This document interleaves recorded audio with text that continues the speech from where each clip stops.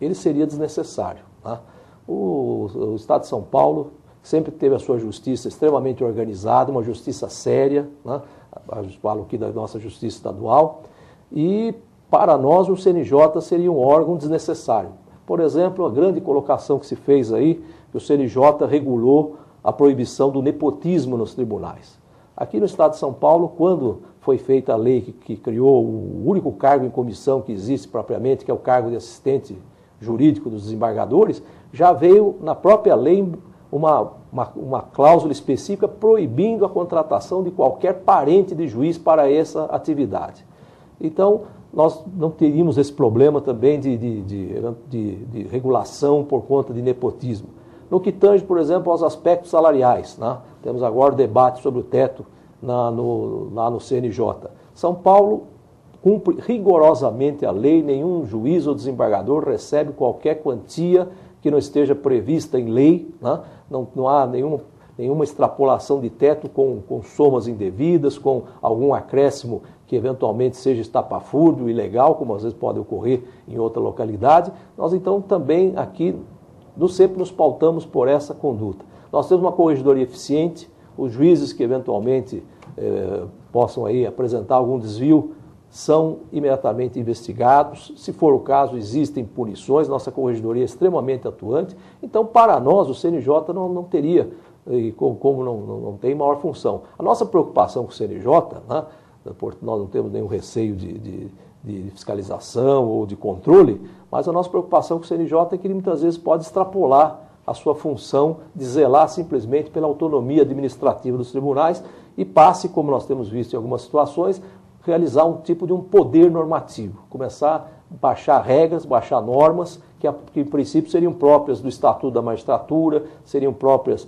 eventualmente da própria Constituição Federal. Então a nossa preocupação sempre foi essa e a associação está atenta para que o CNJ não exorbite daquelas suas funções que estão ali, especialmente previstas no artigo 103b da Constituição Federal. Nós estamos procurando fazer com que o CNJ tenha uma atuação específica na área administrativa, jamais desborde para o campo da legislação, né, não venha legislar, né, em detrimento do poder específico para essa função, e também nós temos a preocupação de que o CNJ não interfira de maneira alguma, nem direta nem indiretamente, na função jurisdicional dos nossos magistrados.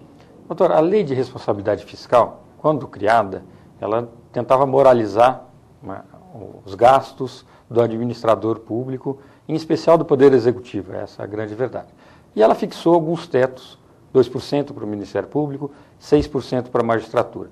Isso é compatível com a realidade do Estado de São Paulo, com toda a complexidade, deu números de 15 milhões de processos em primeira instância e 500 mil de processos em segundo grau de jurisdição. Esse valor é compatível para não só acabar com essa pilha de processo infinita, como suprir uma demanda represada que se imagina de várias pessoas que não recorrem ao próprio Poder Judiciário para falar, poxa vida, já está tão cheio de processo, eu vou levar mais um processo lá.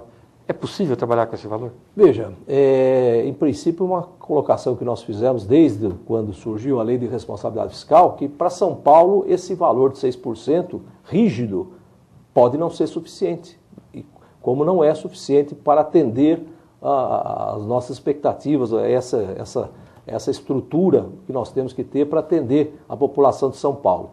Mas apesar disso, e um dado que eu passo para você e para os telespectadores, apesar disso, o Judiciário não tem tido nos últimos orçamentos nem sequer os 6% que a Lei de Responsabilidade Fiscal prevê como teto. Nosso orçamento tem chegado a 4,5%, 4% do orçamento do Estado, né? E isso nós temos, no orçamento da PAMARS, procurado sensibilizar principalmente o Poder Executivo e o Poder Legislativo para que, pelo menos até esse limite mínimo, seja eventualmente fixado no orçamento para que a gente possa atender a nossa demanda, né? Nós precisamos, como eu disse para você, de mais juízes, de mais funcionários, precisamos ter uma estrutura adequada, precisamos melhorar a nossa informatização. Então nós temos uma série precisamos de instalações mais adequadas. Se você for aí em comarcas do interior, você vai ver instalações totalmente inadequadas, fóruns funcionando precariamente, sem poder atender bem a população. Então nós vamos precisar realmente de um orçamento adequado. E nós não estamos chegando nem a esses 6%, que é o limite para simplesmente o pessoal, né?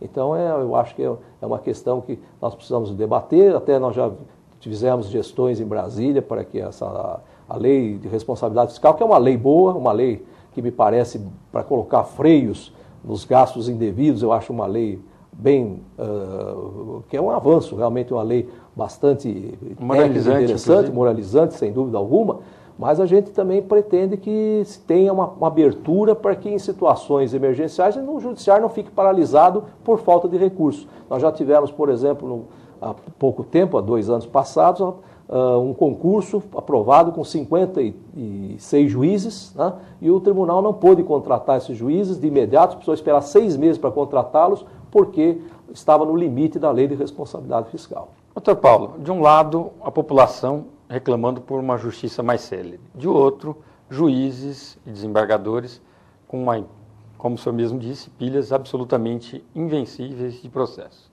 Quando que nós vamos conseguir compatibilizar a celeridade da justiça, a prestação jurisdicional adequada e o anseio da população? Olha, nós precisamos, além de melhorar a estrutura judiciária, nós precisamos também de uma legislação mais adequada.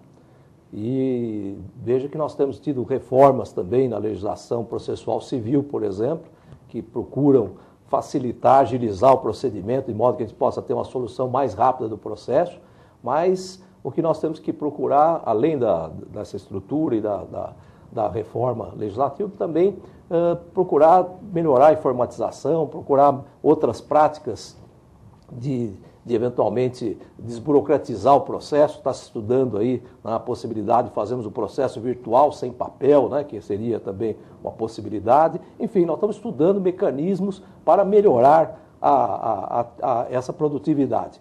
Você veja que o pessoal às vezes fala, o judiciário é moroso, será que o juiz não trabalha? Os juízes trabalham e trabalham demais. Se você pegar os números, as estatísticas, por exemplo, agora até o mês de julho de 2006, eu peguei a estatística da Corregedoria, nós tivemos 125 mil audiências realizadas na primeira instância no Estado. Tivemos 281.200 sentenças registradas, isso até julho. 76 mil precatórias cumpridas. Foram distribuídos 451.815 processos novos neste ano, né? Na segunda instância, no Tribunal de Justiça, nós julgamos agora, até o mês de agosto, 384 mil processos em 340 desembargadores, porque nós temos alguns desembargadores afastados e cargos não providos.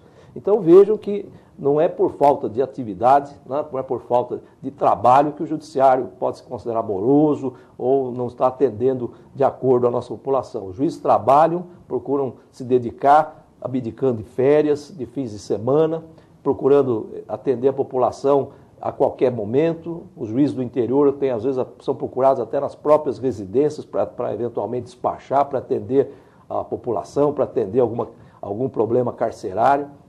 Então nós temos os juízes sempre à disposição da população e não temos vencido e não temos dado um atendimento adequado. Mas eu acredito que com o passar do tempo, com essas mudanças, com essa reestruturação que está sendo feita, com um orçamento adequado, nós vamos conseguir procurar, pelo menos, melhorar a distribuição da justiça em São Paulo. Tá certo, doutor Paulo. Infelizmente, o nosso tempo está se esgotando. Gostaria de abrir espaço para a consideração final do senhor, abordar algum tema que o senhor julgue importante para o nosso telespectador.